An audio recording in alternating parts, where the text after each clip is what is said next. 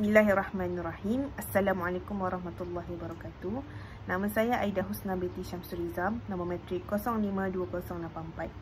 Saya akan membentangkan perbandingan di antara sifat mahmudah dan sifat mazmumah, iaitu as-sabru wal ghadabu, iaitu sabar dan marah. Yang pertama ialah sabar. Sabar yang seperti yang kita semua tahu, iaitu qala Allah Ta'ala wasbiru innallaha ma'as sabirin, iaitu bersabarlah, sesungguhnya Allah bersama dengan orang-orang yang sabar. Dalam isi yang pertama, iaitu hakikat sabar. Dalam sabar ni isi yang pertama, iaitu hakikat sabar. Hakikat sabar adalah keteguhan dorongan agama dalam menghadapi dorongan hawa nafsu.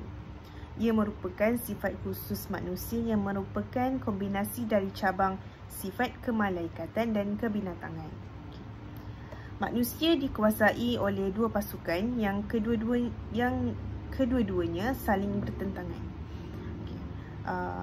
Pasukan ni ada dua pasukan. Pasukan yang pertama ialah hasbullah wa malaikatuhu wa huwa al-aqlu wa bawa'ithuhu, iaitu pasukan Allah dan malaikatnya, yakni akal dan semua pendorong. Yang kedua, junudus syaitan wa hiya asyahwat wa dawa'iha, iaitu pasukan syaitan, yakni syahwat dan ajakannya.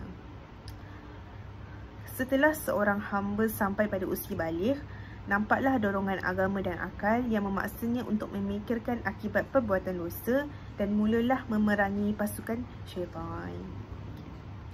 Seterusnya ialah darjat sabar. As-sabru lahu thalatha darjat bihasbu da'fatun wa qawtuhu. Sabar mempunyai 3 tahap ditinjau dari segi lemah dan kuatnya.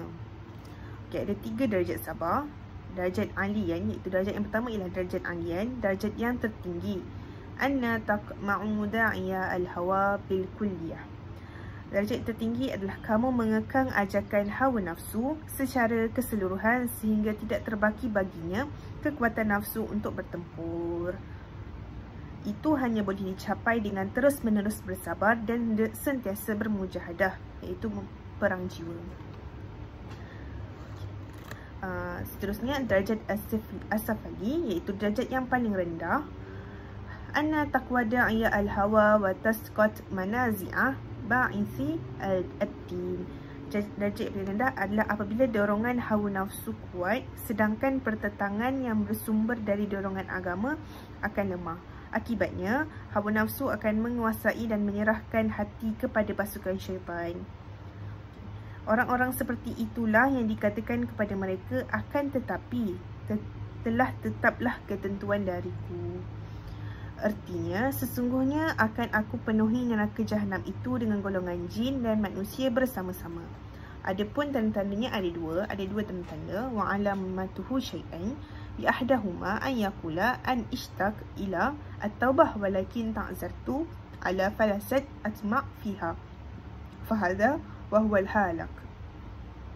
Perkataan seseorang, aku rindu untuk bertaubat tetapi aku terhalang sehingga aku tidak berharap mampu. Ini adalah orang yang berputus asa dan binasa. Bisani an la yabki fihi syuk ila at-taubah walakin yakul Allahu karim rahim wa huwa mustaghna an taubati fala tadiq al-jannah wal wasi'ah wal maghfirah. Tidak tertinggal di dalamnya kerinduan untuk bertaubat, tetapi dia berkata, Allah Maha Pemurah dan Maha Penyayang, dia tidak memerlukan taubatku. Namun tidak akan menjadi sempit syurga yang luas dan keampunan yang menyeluruh bagiku.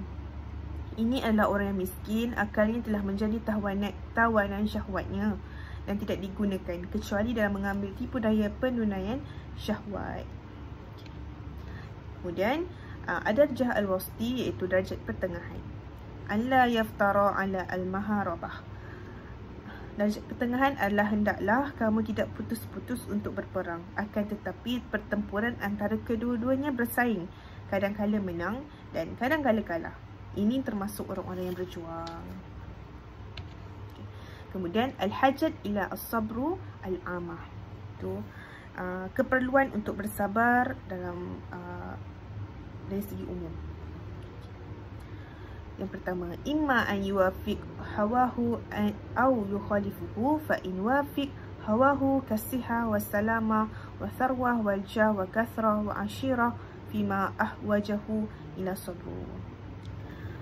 Ada kalanya sesuai dengan hawa nafsu atau bertentangan dengannya. Maka bila sesuai dengan hawa nafsunya seperti sihat, selamat, kaya, pangkat dan ramai anggota keluarga, maka dia lebih memerlukan sabar bersamanya. Sesungguhnya, apabila tidak membatasi dirinya, maka dia akan melakukan sewenang-wenangnya dan lepas dalam bersenang-lenang dan mengikut hawa nafsu serta melupakan yang memulakan dan yang mengakhiri. Yang kedua, walidzalika qala as-sahabat ridwanullah alaihim ajma'in, balina bi fitnah at-tara fasbarna wa balina bi fitnah as-sara falam nasbar, walidzalika qila yasbir 'ala al-bala kala kullu mu'min wa la yasbir 'ala afiyah ila sadiq. Para sahabat Nabi SAW berkata, kami diberi ujian kesempitan maka kami bersabar. Kami diuji dengan kemudahan maka kami tidak sabar. Oleh kerana itu, dikatakan setiap kaum mukmin akan bersabar dalam menghadapi musibah, tetapi hanya orang-orang yang benar, siddiq yang bersabar tak kala sihat. Wa ma'na as-sabar fiha la yarkan ilaiha wa ya'lam an kulla dhalika wadi'a indahu. Makna sabar di sini hendaklah tidak bersandar terhadapnya dan mengetahui bahawa semua itu adalah titipan baginya dan akan kembali dalam waktu terdekat. Okey. Seterusnya, ma yukhalif al-hawa. Bentuk kedua adalah yang bertentangan dengan hawa nafsu. Apa yang bertentangan dengan hawa nafsu terbahagi kepada 4. Al-qismul awal, ketaatan ataupun at-ta'atabi. Nafsu berpaling dari sebahagian ketaatan disebabkan oleh kemalasan seperti solat dan berpaling dari sebahagiannya kerana kebakilan seperti mengeluarkan zakat dan berpaling dari sebahagiannya yang lain disebabkan oleh kedua-duanya seperti haji dan jihad. Al-qismus tsani, iaitu bahagian kedua, al-ma'asi, kemaksiatan. Sesungguhnya Rasulullah bersabda, orang yang berjuang adalah orang yang memerangi hawa nafsunya, manakala orang yang berhijrah adalah orang yang meninggalkan keburukan.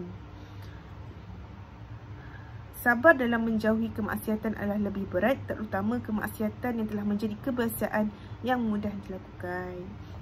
Al-qismu ats-tsalits, ma la yartabit bi ikhtiyar al-'abdu walakin lahu ikhtiyar fi daf'ahu wa tatrakuhu. Apa yang tidak berhubung dengan usaha seorang hamba tetapi tidak mempunyai usaha dalam menolak dan meraihnya. Yang keempat, ma la yadkhulu awluhu wa akhar tahta al-ikhtiyar. Apa yang awal dan akhirnya tidak masuk di bawah ikhtiar, seperti musibah-musibah dengan meninggalnya orang yang dicintai, musnahnya harta, sakit dan hilang sebahagian anggota badan. Tajuk yang seterusnya ialah al-ghadabu ataupun marah.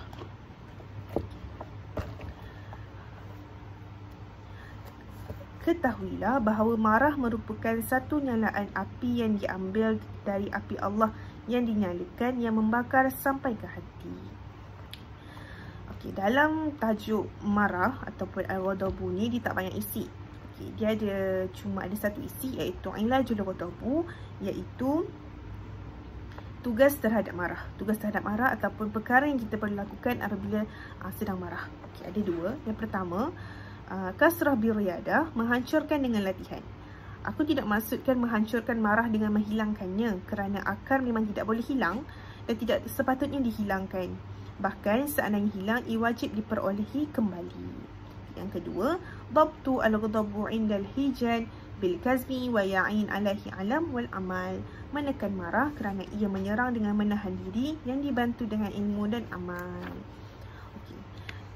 Disebabkan isi dia hanya sedikit, tapi dalam tajuk ni banyak diberikan firman-firman Allah mengenai berkaitan dengan marah. Okey, firman yang pertama, qala alaihi salatu wassalam, innal ghadabu minasyaitan wa inna syaitan khalaqa minan nar wa inna ma tatfa an-nar bil ma' fa idza ghadabu ahdukum falyatawadda. Sesungguhnya syaitan diperbuat dari api dan sesungguhnya api boleh dipadamkan oleh air. Jika salah seorang di antara kamu marah, hendaklah dia berwudu. Kemudian waqala alaihi salam, ala innal ghadabu jamratu fi qalb ibnu adam, ala tarwan ila hamrah ainiyah wa intifah aw dajahu, faman wajada min dhalika syai'an falyatrab khadahu bil ard. Nabi SAW bersabda, ketahuilah bahawa kemarahan adalah bara api dalam hati manusia. Ketahuilah, bukankah kamu boleh melihat pada matanya yang merah dan darahnya yang naik? Siapakah yang menemukan salah satu tersebut, maka hendaklah dia memikul pipinya dengan tanah. Dan yang seterusnya, yang terakhir, qala Rasulullah SAW,